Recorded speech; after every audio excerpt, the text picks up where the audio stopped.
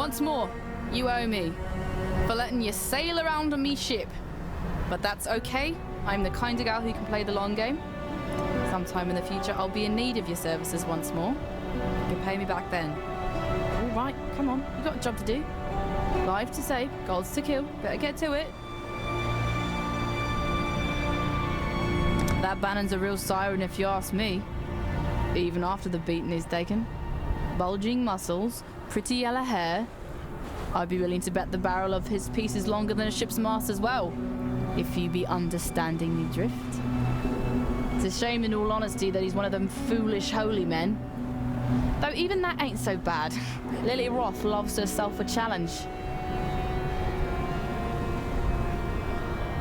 Not much I can say about that raving monster. While he still breathes, it fares ill for all of us. There ain't no amount of ocean we can put between us and him that Katava won't see as simply an extra jug of wine in his cup.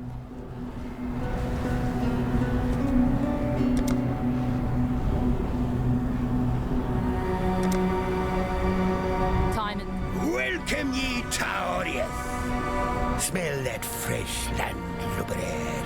Ain't nothing like the air in Theopolis, full of debauchery and pollution, hidden neath the garb of them holy Templars. Seems the place has changed a fair bit since last I was here. A lot more blood and entrails than what I remember. Well, best Lily and I stay here, where it be safe. You journey on ahead, matey, and see what blimey buggers you get to kill next. Say, you're not in the market for a new cutlass or anything, are you? Recently unlocked the Black Crest's old armory. Found a whole shite load of weaponry down there from another time. If you fancy it, be glad to show you my stock. See if there's anything in there you'd like to pick up. Nah, there's a woman who can hold her own. Oh, hey, look at her. A marvelous specimen of the female persuasion. Reminds me of Meredith, me long-lost sweetheart. Would it be that I could have a woman like that at my side once more? Someone to stare out over the bow into the salt spray of the sea with. Someone to warm the cockles of me heart. And a few other things in my bed at night. Oh, yeah. Now that'd be the dream. Lousy, good-for-nothing blackguard. In all me years at sea, never have I ever serviced a filthy blackguard on my lovely ship. If the Brown King still drew breath, I tell you, having this Bannon aboard would be an affront to the Lord of Salt and Scale. Him and his kind have hung, thrown and courted too many of ours. I don't rightly trust him. Not at all. Me thinks Lily is fixing to have her way with that damn blackguard. Well, I tell you, not if I have anything to say about it. Look at me. Never thought I'd see the day when old Whalem were to be the prudish grandfather. Yet here we are. Damn conscience will be the death of me.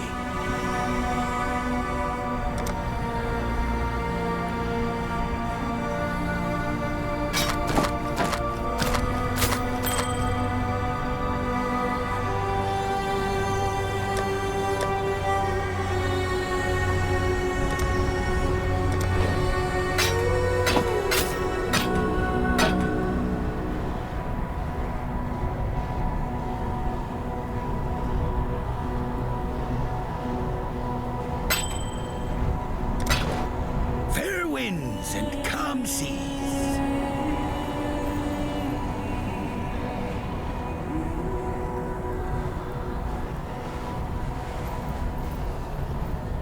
The prodigal returns. Have you brought with you a weapon to free us?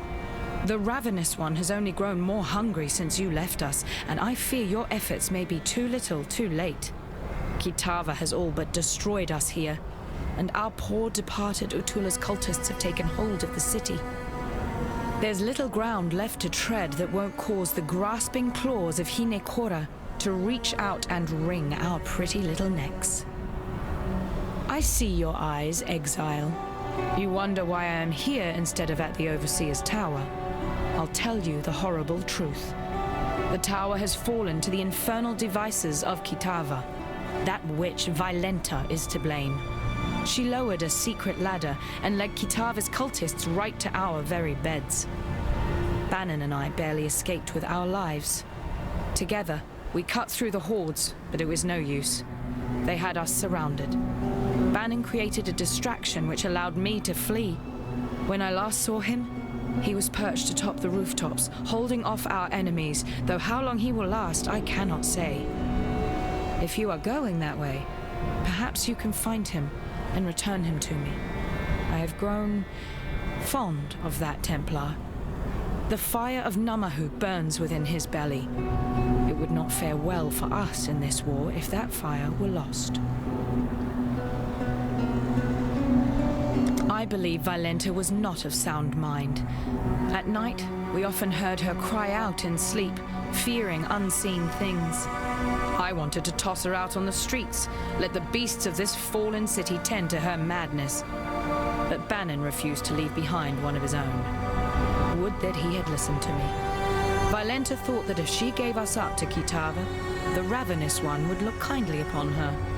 Well, look upon her he did. But what he saw and what she became is the thing of nightmares.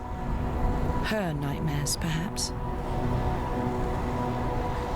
In another life, perhaps Lily and I would have sailed the oceans together. I enjoy her presence and the conversation she brings. She has a call for adventure, coupled with a kind of optimism I rarely see. I hope that once all of this settles down, we might remain friends. I don't quite enjoy Whalem as much as I do his granddaughter, but Lily favors him, and so I will too, unless he does something truly horrid that forces me to revoke my opinion. A dark angel on your shoulder, perhaps? In another time, the presence of this god would trouble me, perhaps even frighten me. But in these days, I cannot afford the sensation of surprise. If he's helped you this far, as you say, then one might expect he will help you all the way to the bitter end, and that is good enough for me.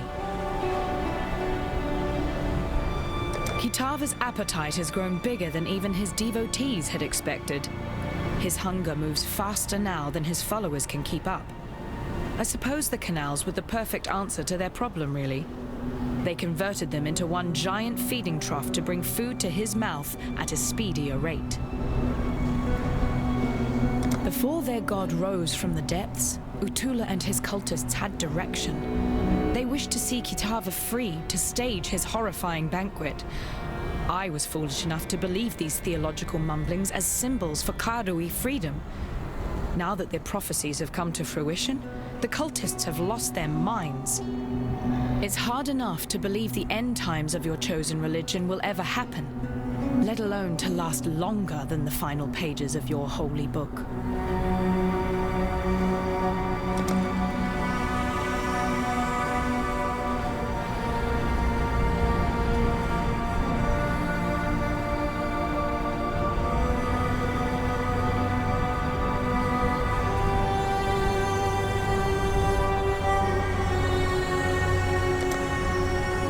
Freedom.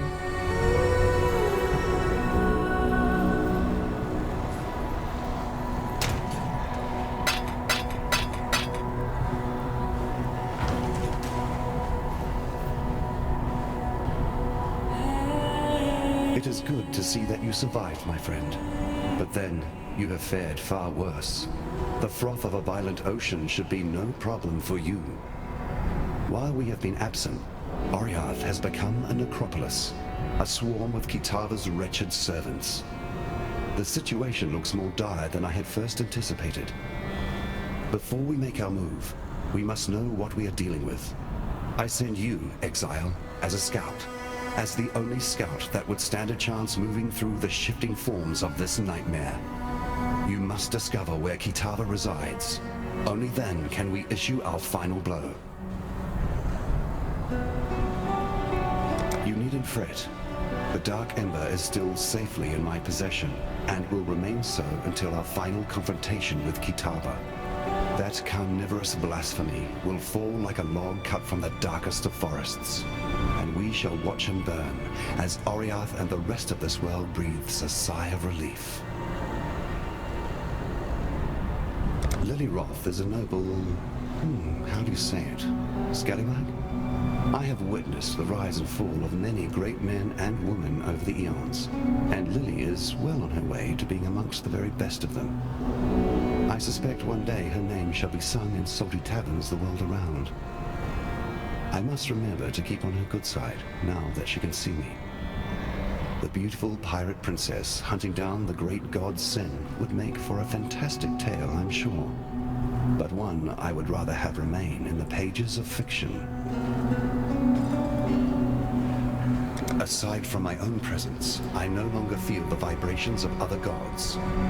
Though there may yet be more out there, for now, Rayclass can breathe a sigh of relief. However, we must turn our sights to Kitava, who still gorges himself on those poor souls trapped in Oriath. You have drunk your fill of my kind. The essence of deity courses through your veins, waiting to be expunged upon a chosen victim. We can only hope it will be strength enough to face that demoniac of a god.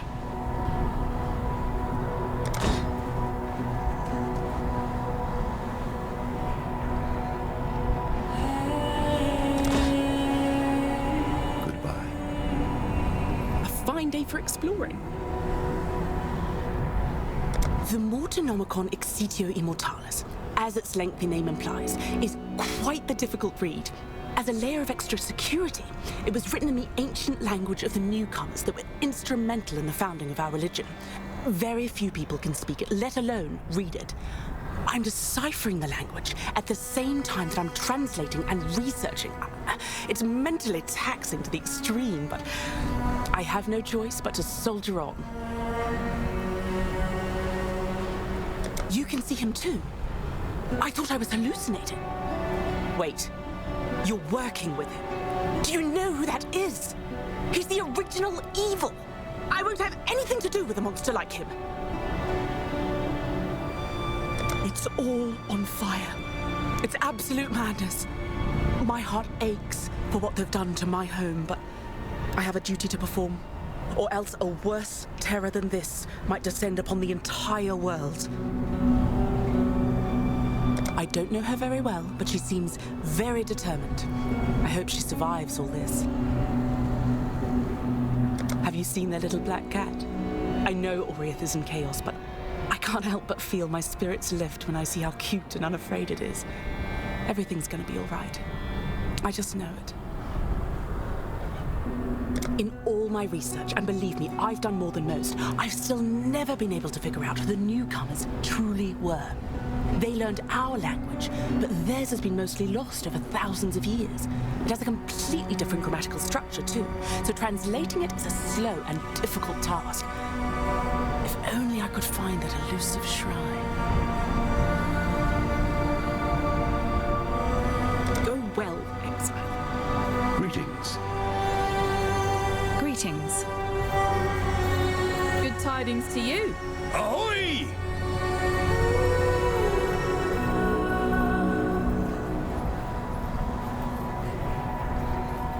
Well met.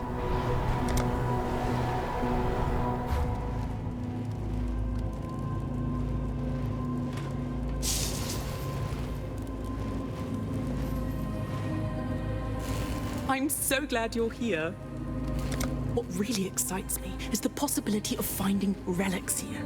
I mean, think of the historical and archaeological implications. We might glean true insight into ancient Templar history. A lot can be inferred from their burial practices, their scripture, their artifacts. We might even unearth the truth about why the sanctum is here at all. I couldn't imagine renouncing a path of righteousness. I spent decades rifling through papyrus in the archives, and being here is like seeing it all come to life. It's strange to think that we're beneath the Fell Shrine ruins themselves. A vital part of Rayclastian history, where heroism and atrocities took place. I still remember where I was when I read about the fate of Archbishop Joffrey. I wouldn't wish it upon anyone. Guard your treasures well.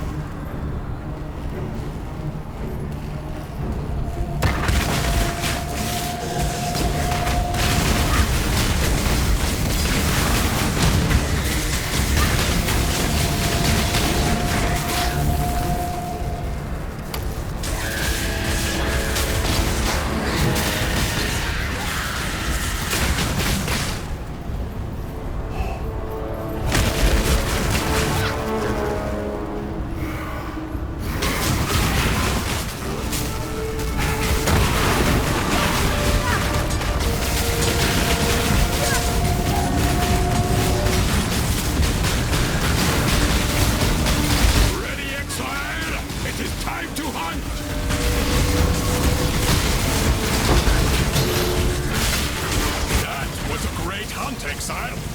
I now will write a mighty poem about it.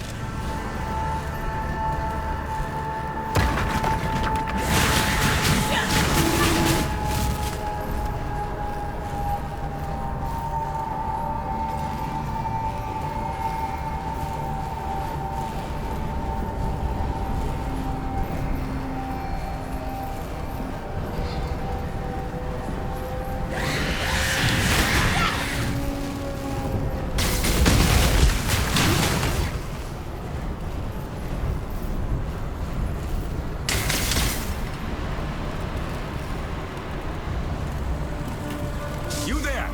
Exile! I am in need of your services once more. Help me!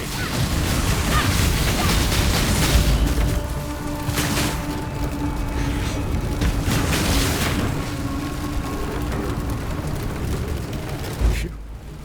I would thank God for you, my friend, if that weren't too on the nose. I felt for sure that this time it was my turn to depart our world.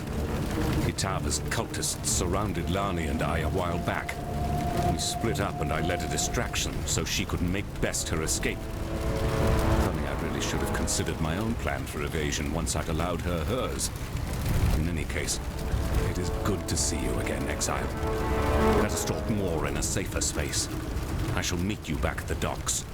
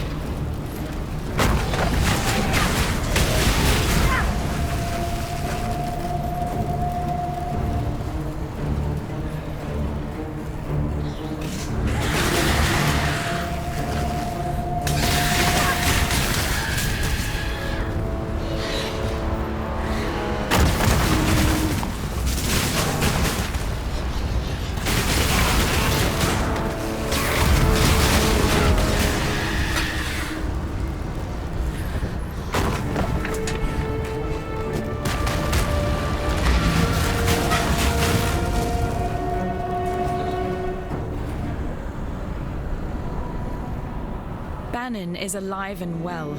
In no small way thanks to you, I would be willing to guess. Without him being here, I would have lost my sanity or my life a long time ago. Take this gift as a token of both our appreciation.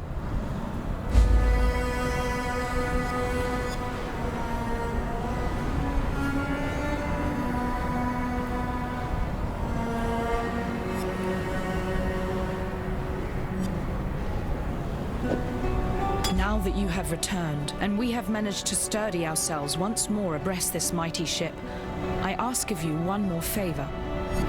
Find that traitor Violenta and kill her. Though I wish to see her dead as revenge for her insurrection, Violenta has become something far worse under the radiation of Kitava's gaze. She must be stopped.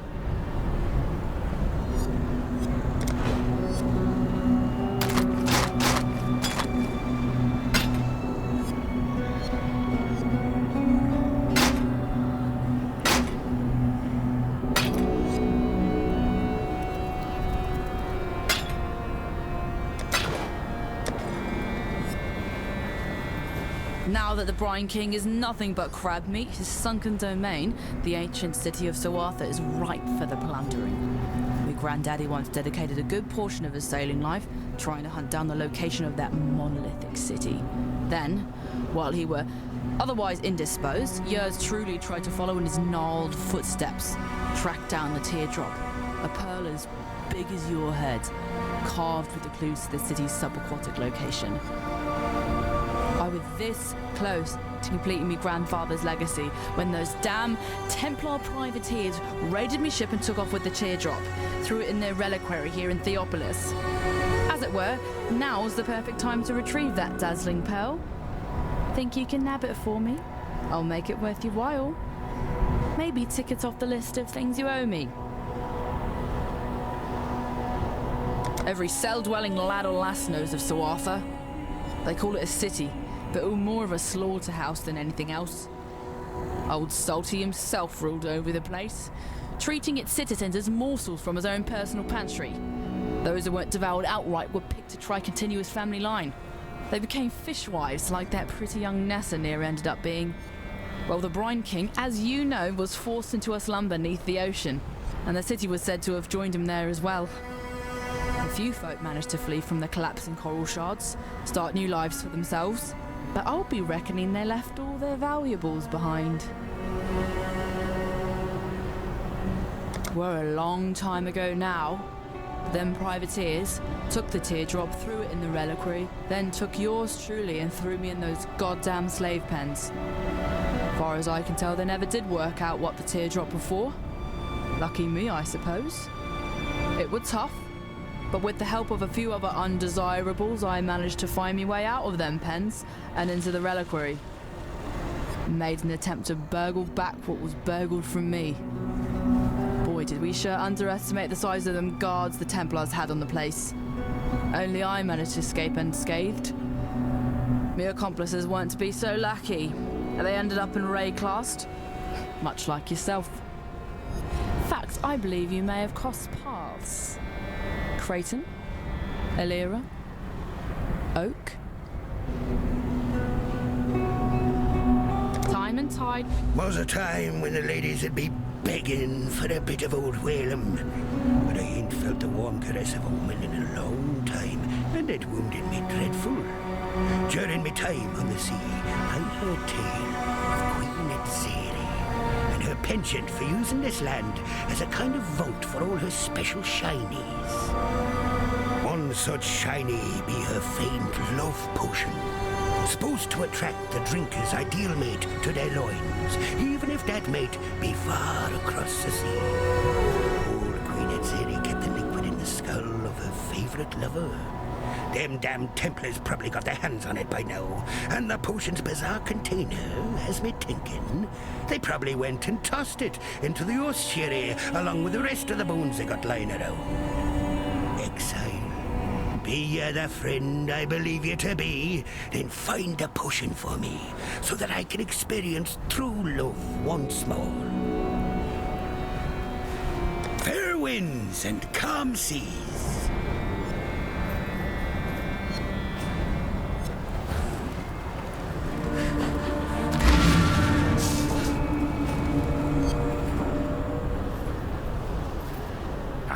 Good to see you made it back. You look at me with suspicious eyes. Yes, I know you have your apprehensions about me, and my new indwelling spirit. But if it helps a little, I feel innocence stirring inside me, awakening with an odd sense of gratitude towards you. It was, after all, your bite that returned him to humility, allowed the scales to drop from his eyes. If you are to go wandering the city in its current state, be careful where you step. Kitava's cultists are constantly on the prowl, actively seeking food for their god. What's worse, the passage to Kitava's feast is blocked off by 2 large black gates. We call them Kitava's horns, and they are utterly impenetrable to the motions of man.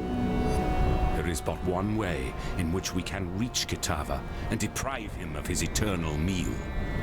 The staff of Avarius lies somewhere amongst the rubble of the Chamber of Innocence, still billowing with holy power. If you were to find it and return it to me, I believe the power in the staff will act as power enough to break through the horned gates. While they had me trapped, I heard those cultists' mad gibberings. Their words were akin to that of the Ray-classed cannibals, nonsensical sentences accompanied by the most unsettling of cackles. I fear that they have indulged too deeply into Kitava's famed habit and caught the laughing plague that so often accompanies men and women who choose to engage in the consumption of human flesh. As I'm sure you've noticed, that damnable god Kitava no longer resides on the rooftops, as last you were here. No. The monster has acclimatized himself to Theopolis. He has set up quite the banqueting table for himself.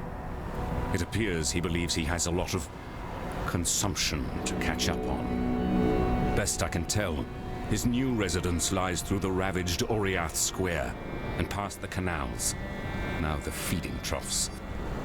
Heed my warning, friend. Tread lightly through that area, for those cultists are out and about once more, actively seeking food for Kitava to devour.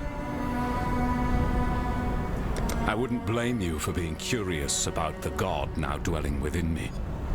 In truth, I'm honored to have been chosen to be Innocence's vessel. You may hear this and think I sound like a pious Templar fool, but it is hard to remain an unbeliever when the gods walk around you, and indeed one sleeps inside you. No need to fear, however. Our poor purity god surely regrets the actions of his past. I can't see him, but I can feel his spirit, wounded and cowering somewhere inside me. At night, I hear him whimpering over his wounds. I must say, you hurt him good. But as much as I feel his pain, I also feel a budding newness in his heart. He is growing again, and relearning the compassion for humanity that he had long since lost. The Chamber of Innocence is exactly where you left it, though cultists and vandals may have had their way with it since last you visited. Innocence himself no longer cares for the place. In fact, I feel a pained revulsion for it, hence why I cannot go myself. But I'm certain you are more than capable of forging a path through that broken temple once again. Back when the cultists took control of the city, the very ground itself shook, as if pained by some dark abomination. The gnarled horns of Kitava erupted from the earth like spiraling pillars of corruption, weaving together a barrier impeding travelers from moving through the city. Don't ever give up. Then it is as I feared. Kitava's strength has grown insurmountable in our absence, and his horns now deny us entry to his feeding trough. Evidently, the hungry god has grown picky about what crumbs now travel towards his burgeoning throat. It is this strength that concerns me. I have spoken with our friend Bannon over there, a willful vessel of my misguided brother.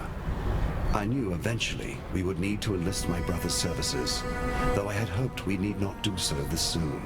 Yet, it seems that we have no other choice. We must invoke my dormant brother, slumbering within Banon's frame. Kitava's horns are a thing of great corruption, which only Innocence's purity can dispel. Before we proceed, I feel I must confide something in you. Banon wishes me not to speak of it, as he is willing for the sacrifice. However, I feel you should know. Once we invoke Innocence, once we dredge him up from his cocoon inside the soul of Banon, the man shall cease to be. Only the god shall remain. Do you understand what I say, Exile? If we take this path, Banon will die. Excruciatingly so. Burnt with purity from the inside out. As I said, Banon is willing to commit his life to this cause. But perhaps you should say your farewells before we move past the point of no return. Goodbye. We live in interesting times. Hail. Hello. Yes? Good to see you still. Good tidings.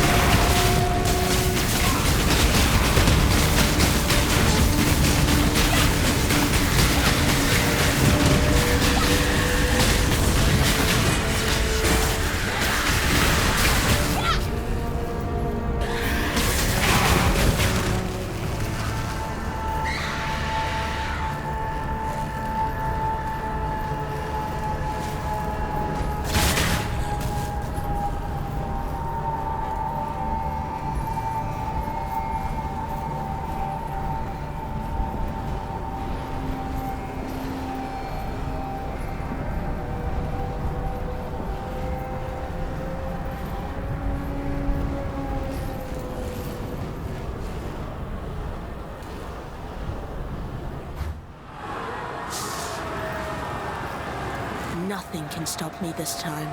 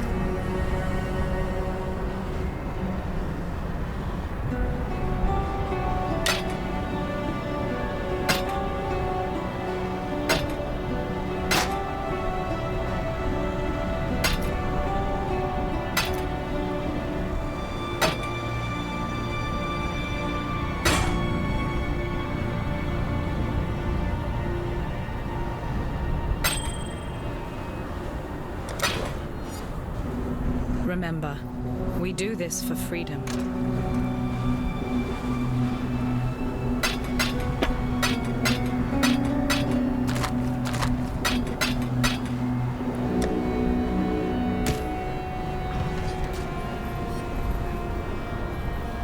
Exile, you're a giant among men.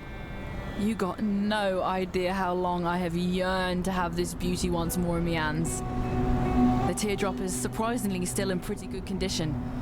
Not too typical of the baubles them Templars like to steal.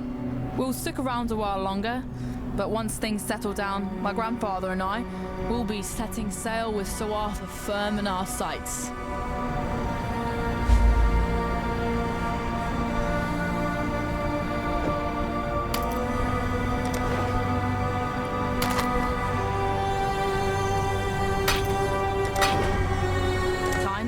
Wait for no man.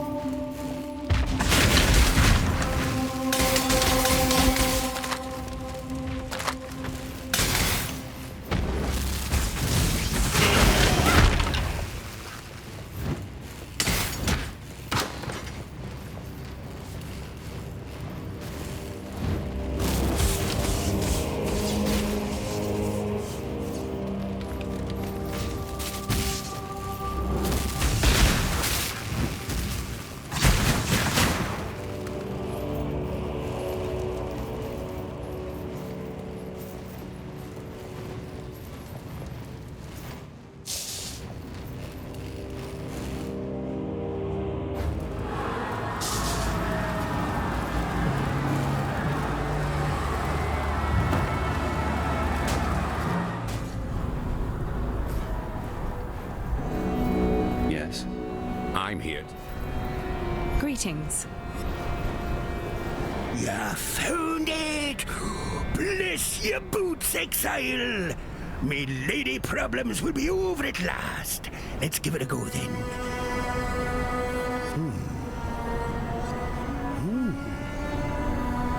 I feel nothing. Blast it all to the ocean depths. Ruined. Oh, them years sitting around in that damned ossuary. The love's magic fizzled right out of the damn thing. Oh well, can't blame a man for trying. Anyway, here's a little something for your effort.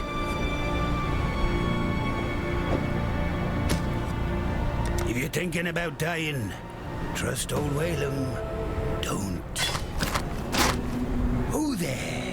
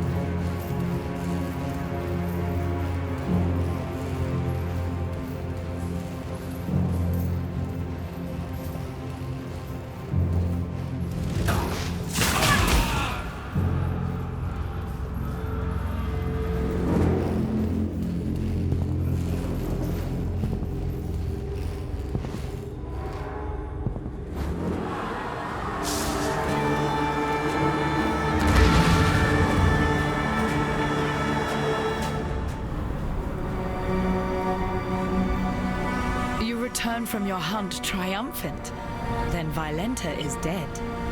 I wish I could say that a celebration is in order, but in our current existence, I've had all I can stomach of banquets and feasts. Here.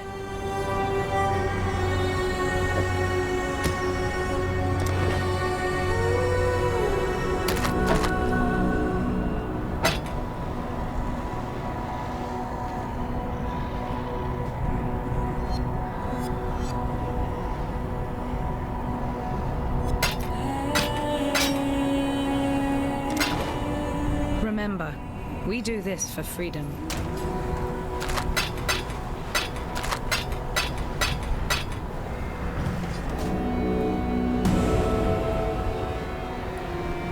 Hello.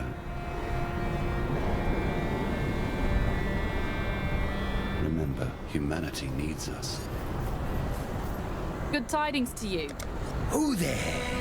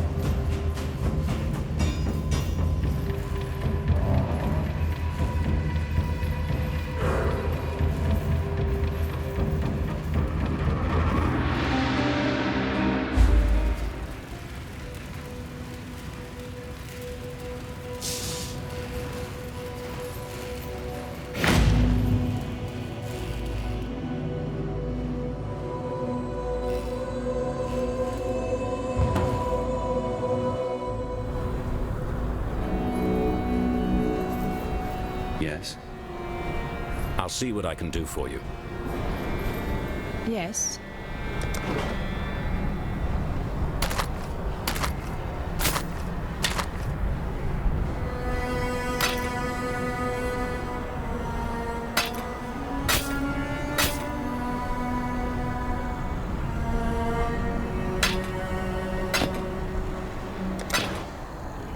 For freedom.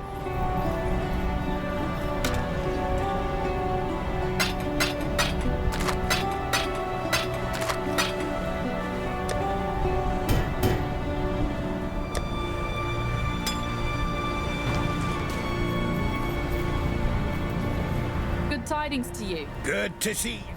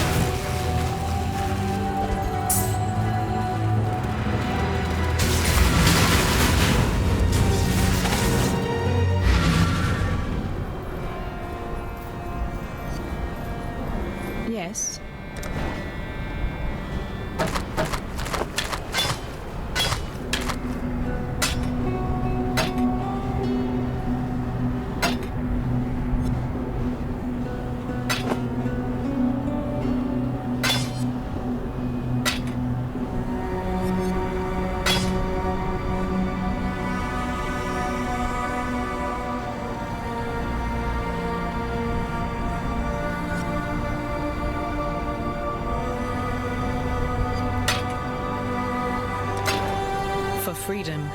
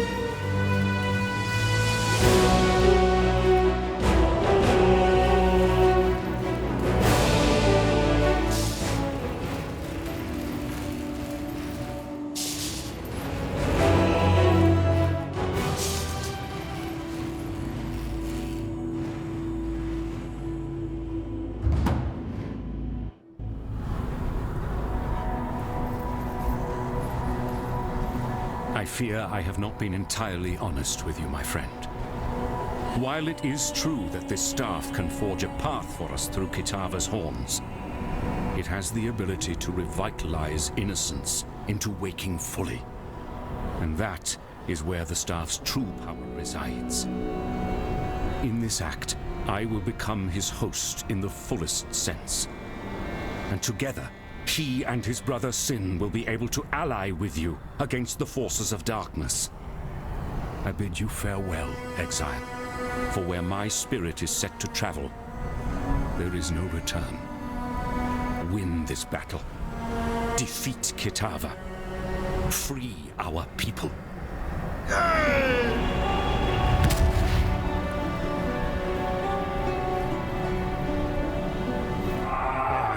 am reborn.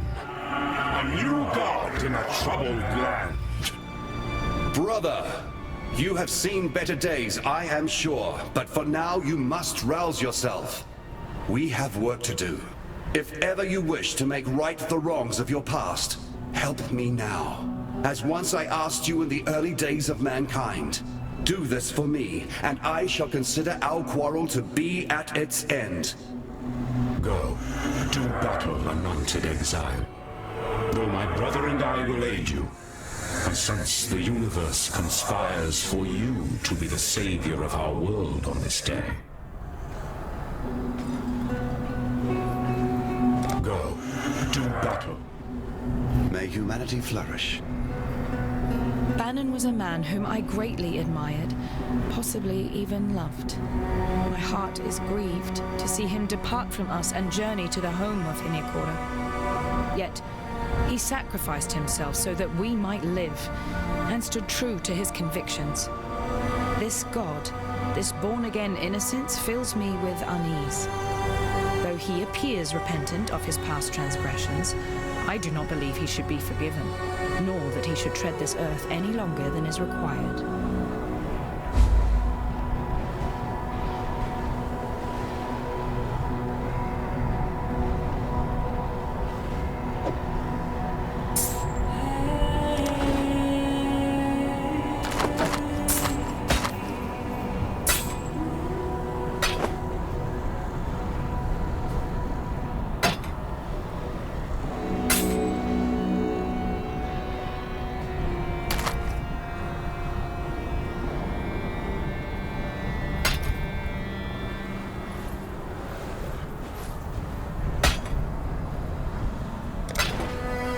Remember, we do this for freedom.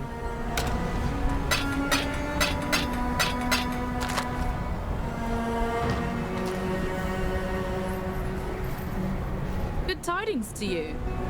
Oh, Bannon. I'd stake my bets on being a mighty fine demon in the sack. Can't go wrong with a man in uniform. Only now, he's gone and transformed into that pesky god of light. I gotta believe that the man is still in there somewhere, but finding my way into his bedsheets at this stage is proving more difficult than I first thought. Don't seem to be anything that'll budge him from wherever he's hiding. Not even an enrapturing roll in the hay with this future pirate queen. Seems to me that by letting old innocence take him over completely, it's like a leech sucking the life right out of him. He's gonna lose out on all them lusty joys of this world, and that ain't something I'd ever think fondly about.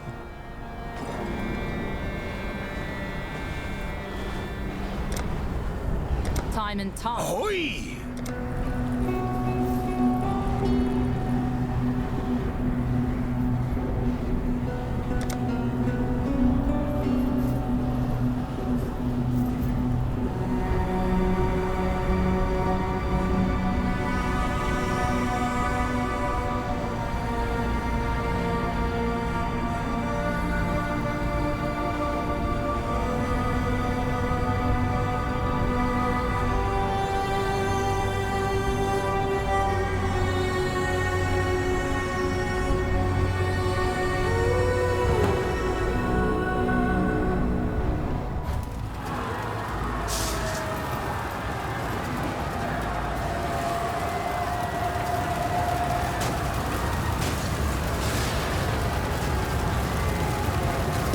And corruption, shall not impede the path of purity.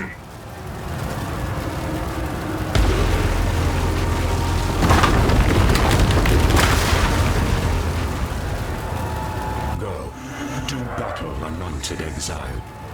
Though my brother and I will aid you, I sense.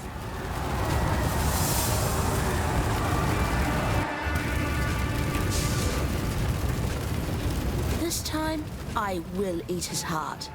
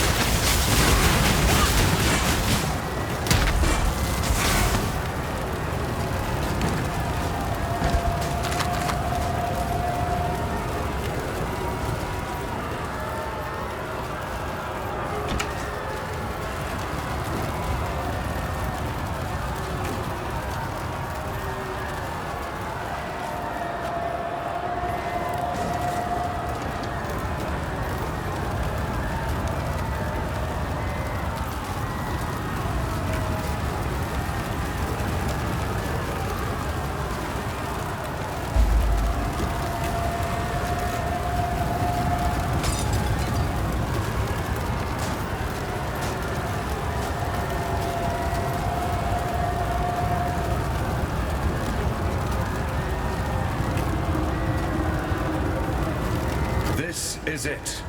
It all comes down to this moment to finally put an end to Kitava. Go, Exile. Together we will save humankind.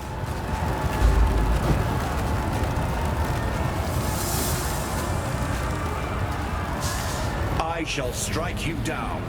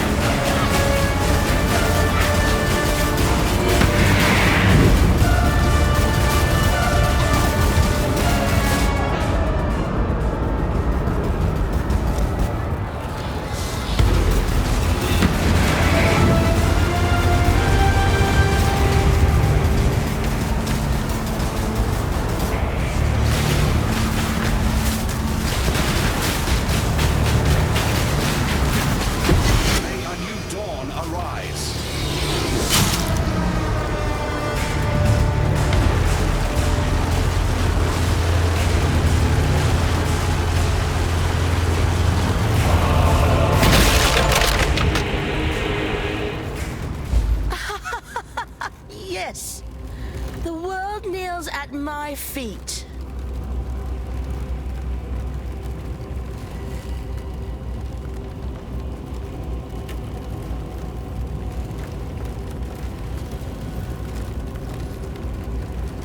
It's over.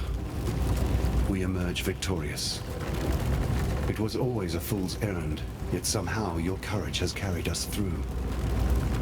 I congratulate you, my friend.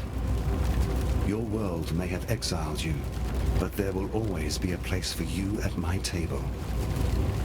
You have given humanity a fighting chance. Though darkness still covers the face of the earth, there is now a ray of light to pierce it. The insatiable appetite of Kitava has been ruined, and you are no exile. Why, you are a hero worthy of praise. May your legend live on into eternity. Come, let us return to the others. They will be needing as many hands as possible for cleaning up this city.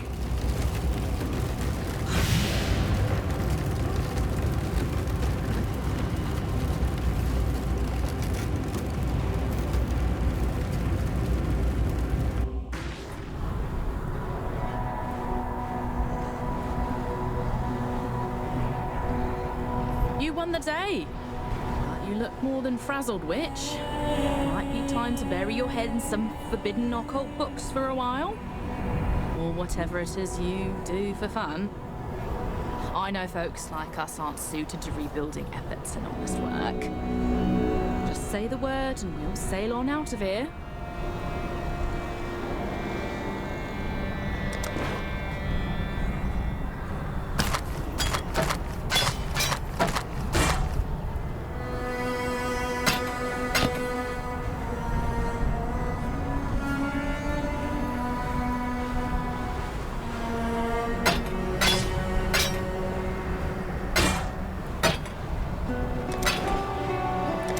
tide wait for no man.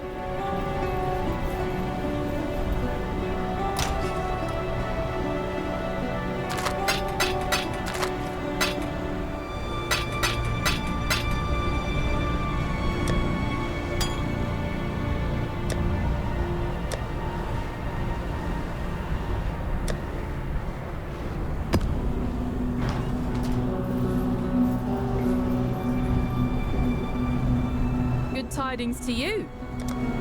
Thank the sea! That bloody sod is gone from our world.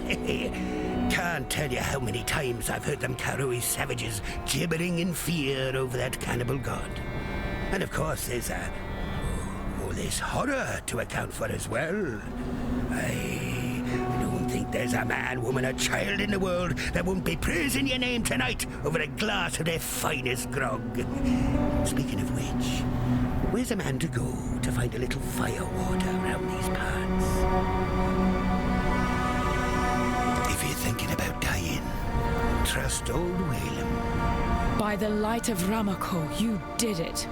You, a mortal, have crossed the threshold between God and man and struck the Ravenous One asunder. I'd always held out hope that you would succeed, but at night I would stay awake worrying that perhaps that hope was a foolish dream.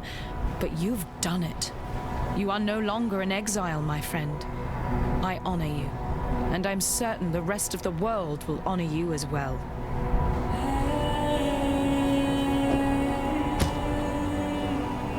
Remember, we do this for freedom.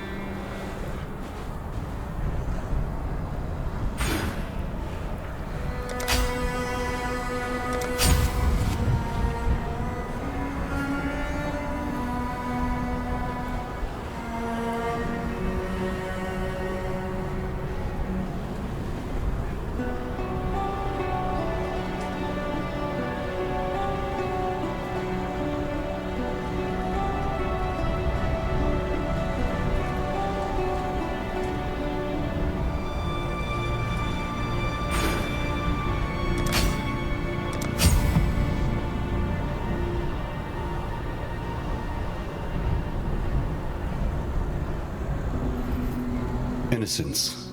You see now, don't you? Little brother, please forgive me. It's as if I have been dreaming the most horrid nightmare. And now, at last, the haze of sleep lifts from my eyes. My vision is clear. Oh, by the gods, forgive me. It is as true now as it was when we began. You and I are of the same flesh, cleaved from the same womb. You ask for my forgiveness. I give it to you freely. But the things I've done, the countless millions I've murdered. There will be time for all of that later. But for now, your people need you. Horiath needs you. No, I cannot remain here amongst these ruins, amongst the corpses of my own making. These people, they need you, brother, and your hero, not me. Then what? Where will you go? What will you do? Isolation. I shall go south. As far south as one can travel in such a fleshly form. There are things I must think on. The redemption I need plan. If my conscience decides I am worthy of such a gift. You would seek forgiveness in the ice at the bottom of the world. I would. Should you let me? Go. Seek out that which you need. Find who you are. Make pilgrimage. Journey on your path, brother. Only return to us one day. Thank you, brother. You have heard my admission of guilt and my plea for forgiveness. Yet I sense in the glowing embers of your eyes that you will be glad to be rid of me. I don't blame you, mortal. Nor do I begrudge you for your continual anger. The sins I've committed, although bad enough, are made worse by the lens of pride I once viewed this world through. I agree with your judgment, and though I wish never to return from my banishment, I have made a promise to Sin that I shall one day rejoin this world. But until that day, I will remain in the furthest south, in a place of ice and ash, of blistering seas and abysmal storms. I shall meditate on my wrongdoings, until a way of making amends to the millions of lives I have murdered and ruined reveals itself to me.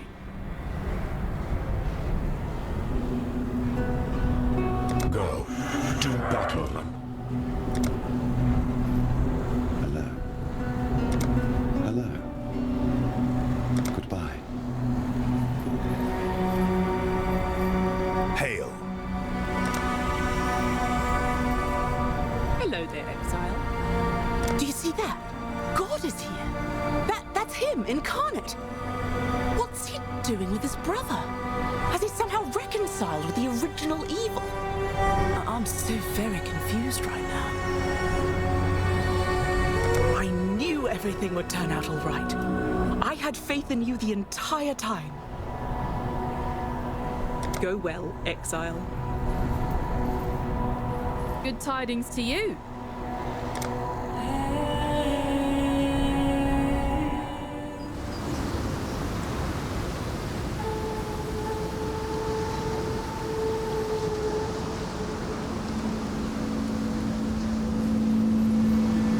Greetings. I was no wonder child back in Oriath, but I prided myself on what junior accomplishments I managed to put together within the strict set of allowed sciences. Archaeology was my specialty, and Dominus and his ilk had an uncommon fascination with artifacts from the past. And I was told I was crucial, that I was important, because I could tell whether an artifact was truly Val simply by running my hand along faded stone patterns. I may have had a head slightly too big for my shoulders. When the Ebony Legion made available an archaeologist position on their expedition to Rayclast, and nobody volunteered, I thought my colleagues were all simply afraid of continental dangers. No, they knew better. None were allowed to speak it openly, but they knew. I didn't find out what kind of society I was truly a part of until I saw Piety's aspirations. I studied the Val. I knew all about their downfall, or at least our Templar-twisted perception of it. Piety's ocean of slaughter. The Val called their hubris the apex of sacrifice. The Eternal Empire called theirs the Purity Rebellion. We call ours the Temple of Lunaris. And I know nothing, Exile. Nothing at all. Save that we are doomed to repeat the mistakes of the past unless we learn the hard way. It's hard to believe it's been a full year since you slew Kitava. This place is almost starting to feel like home. I left behind a piece of my heart in Oriath, even though I know we can never return there. Too many terrible things took place on that island. I think I agree with the popular sentiment that it was somehow cursed. When I really think on it, Oriath's suffering was almost entirely the fault of its people. Not the common folk, mind you. The ones with the power. The Templars fostered a society in which monsters, like Dominus and Piety, could not only rise to power, but then wield that power to harm all of Rayclast. Enslaving the Karui directly led to the cult of Kitava unleashing mayhem. And of course, the tyranny of innocence stemmed from the blind, zealous faith they gave him. Then, there was the whole business with Cirrus. That was the final nail in the coffin for Oriath. We might have been able to rebuild things after Kitava's rampage, if not for the surprise attack by Cirrus. Kirak was a lesser officer in the Vanguard then, and had to work with exiles and radicals in strange exotic realms to try to control the situation. But Cirrus was far too dangerous to be contained. I'm not sure even you could have stopped him, had you been there. I don't know exactly how they won the day, because Kirak never talks about it. but I do know a great many people died. I can't help but feel a sense of hope that the people we have gathered are part of something greater. We're all utterly different, but something has brought us together, here and now. Alva with her blood thaumaturgy, Tane with his dark science, Einhar with his natural wisdom, Nico with his machinery skills, Jun with her combat prowess. Kirak's leadership and your strength make me confident that we can handle whatever the future brings. Serving under Kirak in the Citizen Vanguard this past year has certainly been rewarding. This is a nobler cause by far than aiding the blackguards. I don't know if piety's atrocities can ever truly be made right, but I will keep trying until the day I die. We are the people's response to the madness of Rayclast. We've had enough of corruption, gods, and would-be dictators. The last year or so, the Citizen Vanguard has embarked upon a celestial war in secret, in a realm called the Atlas. And we've lost many valiant men in battle. We need all the soldiers we can get, so it's time for you to put your strength and wits to good use. Journey well.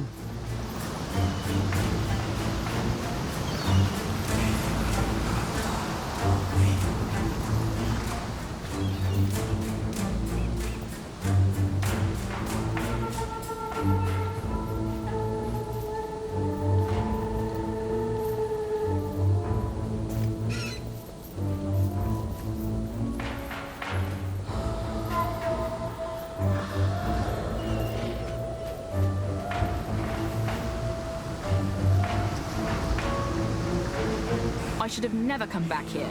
That Kirak is a mighty convincing salesman. I spent so much of my life voyaging across the briny deep, looting and pillaging. I never thought I'd end up working as a naval officer for the Citizen Vanguard. They're forgiving my pirating crimes in exchange for helping to build this town, as well as providing trade and transport. It'll be a quiet life, but rewarding in its own way. I'd rather be a seafarer than a foot soldier.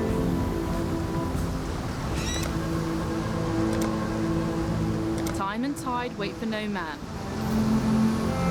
Hail. Aye. Need something? I am honor bound to discover the fate. Good luck. Well met.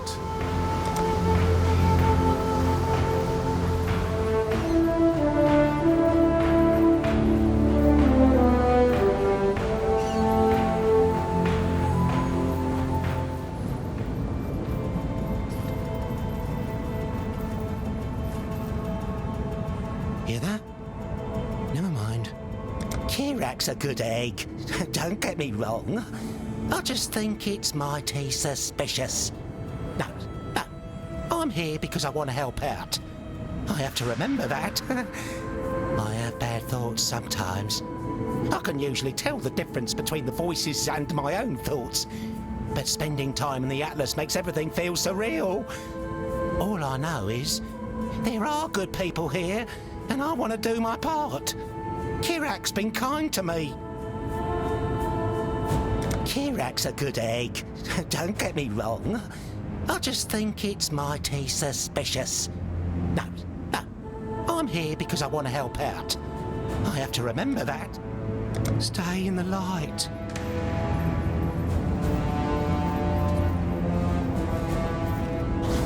Hello.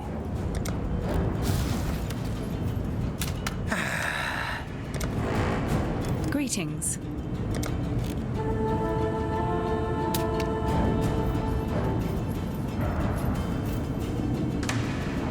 Blessings. Hello, Exile. He's got quite a commanding presence. He makes me almost believe we can actually defend Rayclast from the horrors of the Atlas and beyond. Thankfully, I don't have to worry about the future. All my work is focused on the past. Another time.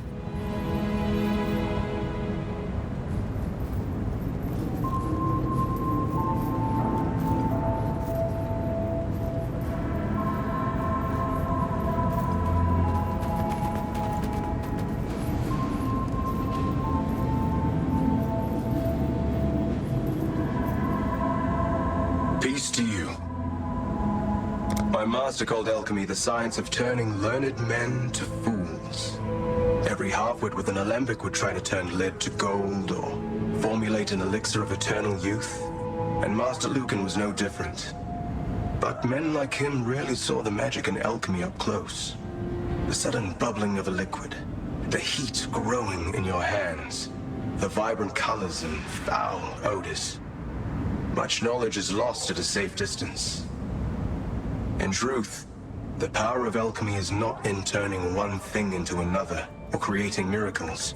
It is in isolating and extracting. It is about finding purity within the confusion. In Oriath, I served a man named Lucan Octavius, a wealthy alchemist of high status. I call him my master, for I was both his apprentice and his slave. Lucan's work required handling extremely dangerous, often very hot materials. Not the sort of thing becoming of a man of stature. So it came to be that a slave like myself learned the nuances of the alchemical arts firsthand. As for Lucan, he was not the man he portrayed himself to be.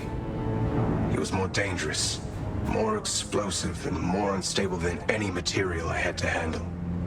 In public, he was fatherly and genial. In his home, he was violent and lustful. I do not regret what happened to him. Only the part I played. How many innocent men and women can you think of who were exiled? We are here because we are violent. Because we broke the laws of the land. I killed my master. I do not regret that he is dead, only that it was by my hand.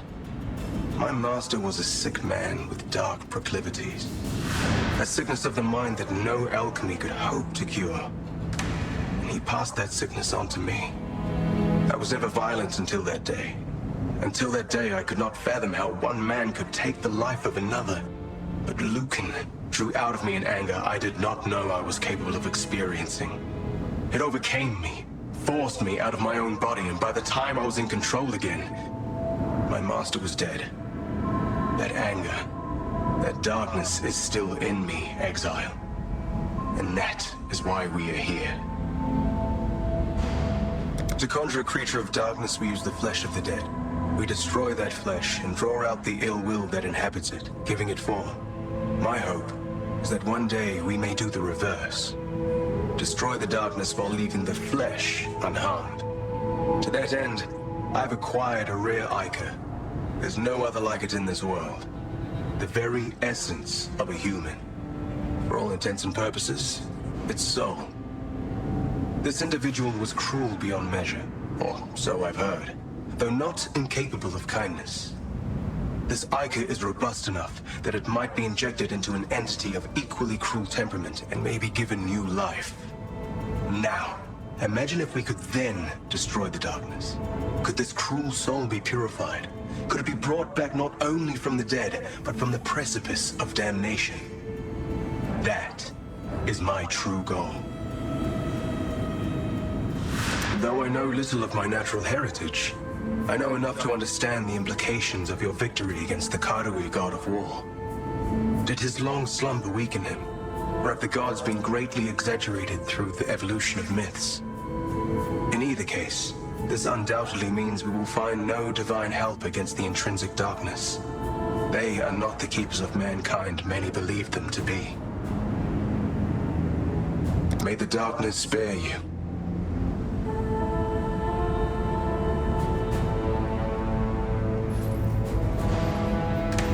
God's warmth. Strange as it may sound, I'm somewhat sad. I know in my heart of hearts that they were not good people, but they were still people. I knew Dominus well.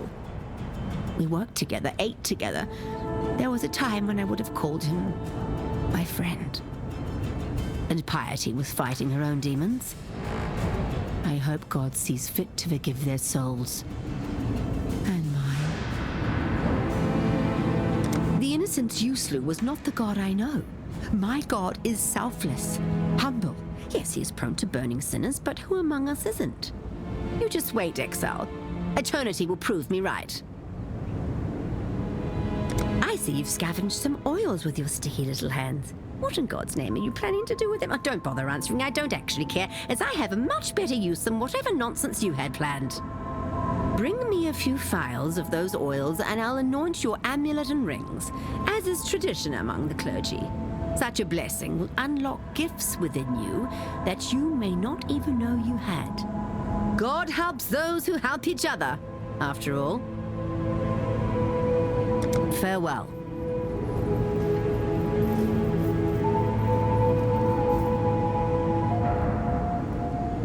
Hello. Greetings. Another time.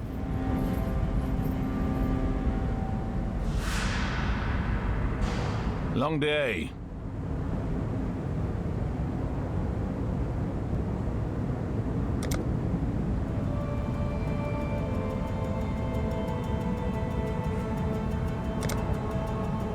Quite a bit has happened in the Atlas already. Suffice it to say, we have it on ominous authority that some unknown they are coming.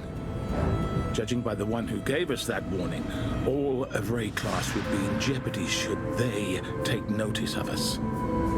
It's best for everyone if we draw a hard line in the sand across the Atlas and keep them busy there instead. Families. These courageous men and women have families. That's the difference between them and a traditional military.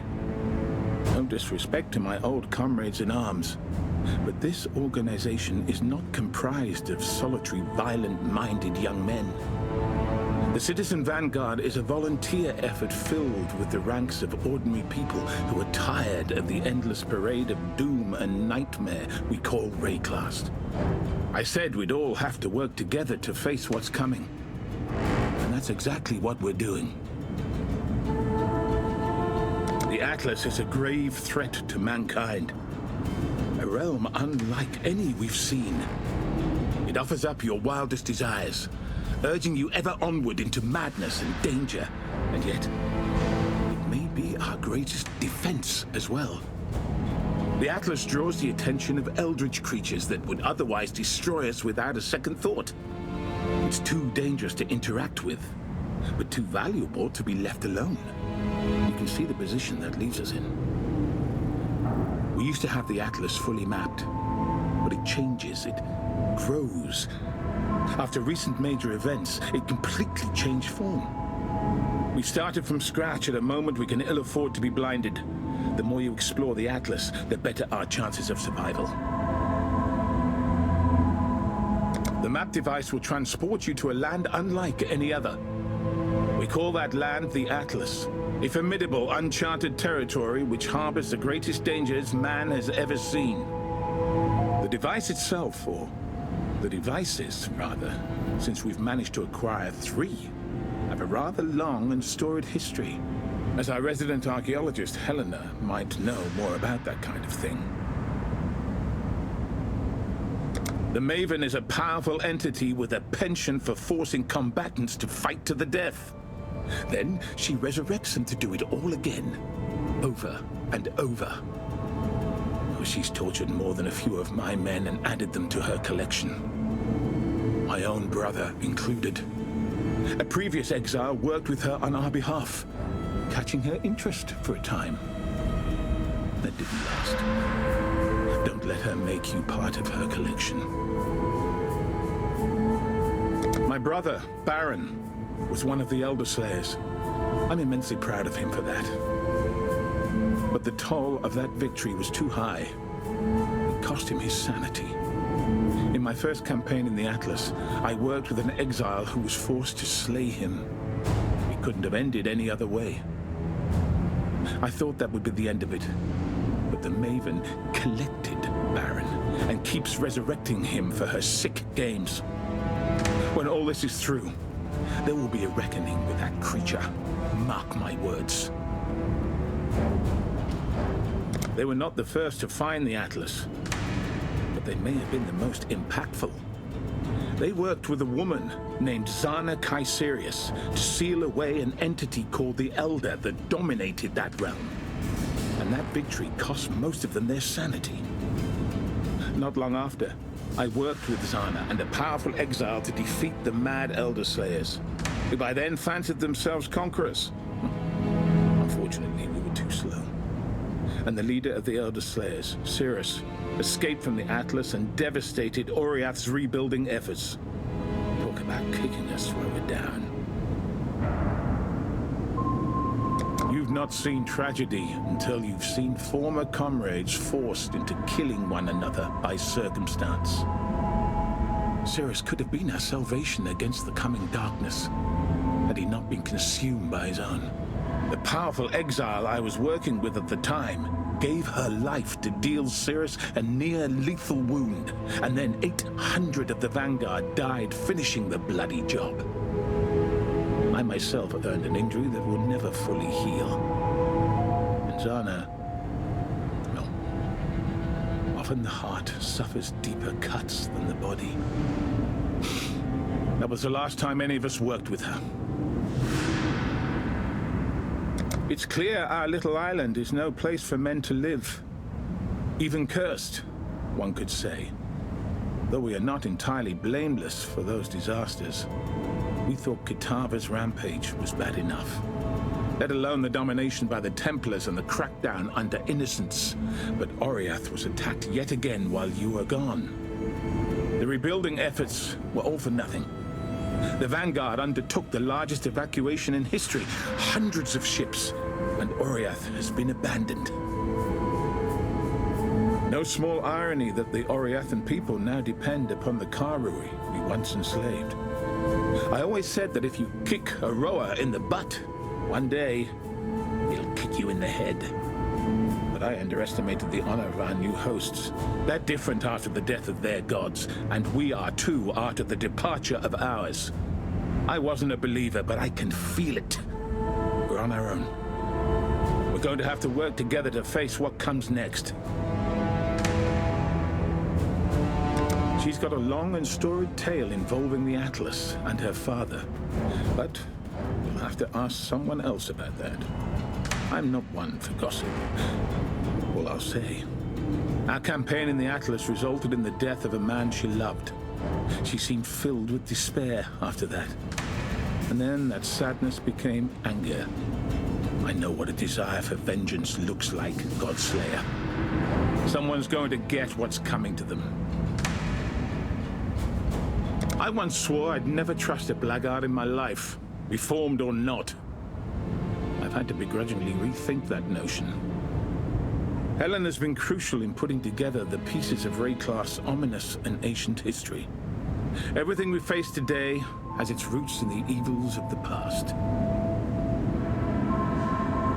Those we can't convince to aid us out of common necessity are usually willing to offer equipment and services in exchange for gold. Alva is a continual source of ancient wealth, and I don't see the need to ask her where it comes from. I have no moral qualms about using Tani's research. The fate of the world's on the line. We can't afford to get hung up on the use of torture and unnecessary surgeries and strange experiments. It's necessary. That's my stance. The job never ends.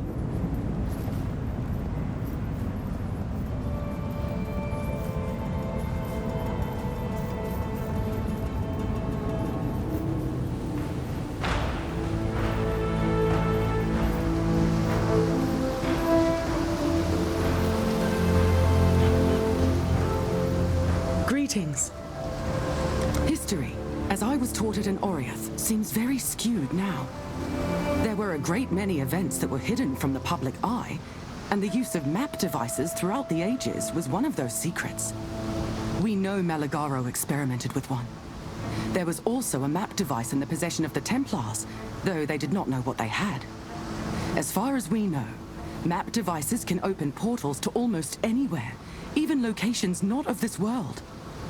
We generally use it to enter the Atlas, although some of the exiles we worked with traveled to the domains of the Breach Lords. Those exiles were never heard from again, of course, but the portals worked. I'm less studied on the Elder than I should be, but from what I understand, it was an otherworldly entity that preyed on humanity for thousands of years. It served a force called Decay. Not too long ago, the Elder Slayers defeated the Elder with the help of Zana Caesarius.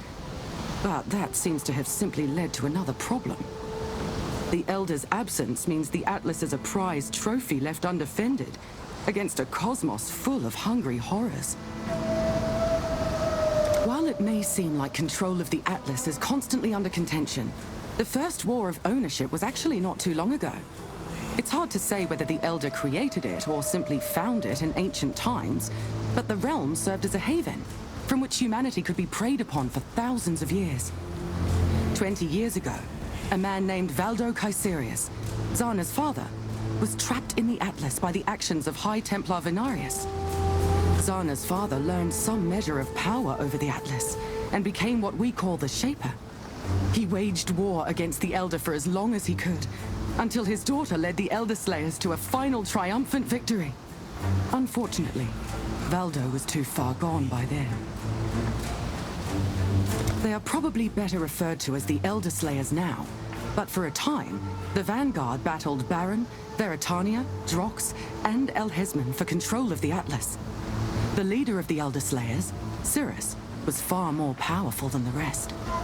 Before they all went mad, he sacrificed himself to help seal the Elder, and they thought him dead. Until he somehow returned, full of pain and ennui. He alone managed to escape the Atlas, and he took out his despair on Oriath during our rebuilding efforts. As you can see, that triggered the evacuation, and we haven't returned.